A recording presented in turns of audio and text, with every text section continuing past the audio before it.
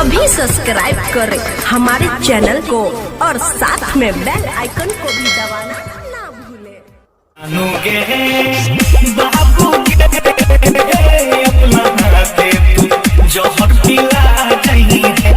SK music recording studio Saharsa.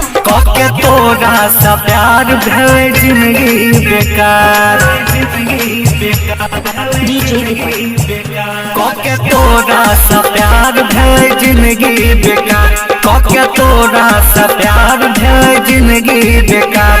हम तोरा तू हमारो भूला जइहे हम तोरा तू हमारो भूला जइहे जानू गे बाबू गे अपना हाथे तू जौहर पिला जइहे जानू गे बाबू गे अपना हाथे तू जौहर पिला जइहे जानू गे।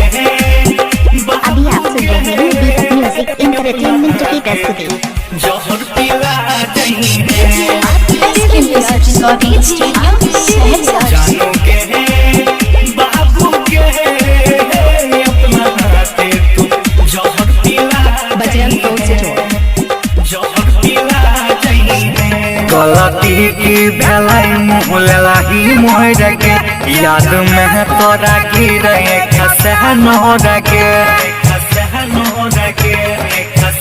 गलती की भलाई मुँह ललाही मोहर के याद में तोरा गिरे खसहन के जौहर जिंदगी में हमारा मिला जइहे जौहर जिंदगी में हमारा मिला जइहे जानू गे सोना गे अपना हाथे तू जौहर पिला जइहे जानू गे बाबू गे अपना हाथे तू जौहर पिला जइहे जानू गे मोबाइल नंबर 79829442 जौहर पिला जइहे। SK music recording studio Saharsa. Rahul सहलिन के जिंदगी कई खराब के बाबूलाल तोरा चक्कर में पियो शराब गे राहुल सहलिन के जिंदगी कई खराब गे बाबूलाल तोरा चक्कर में पियो शराब गे हमरा मौत के सेज पर सोला जइहे हमरा मौत के सेज पर सोला जइहे जानू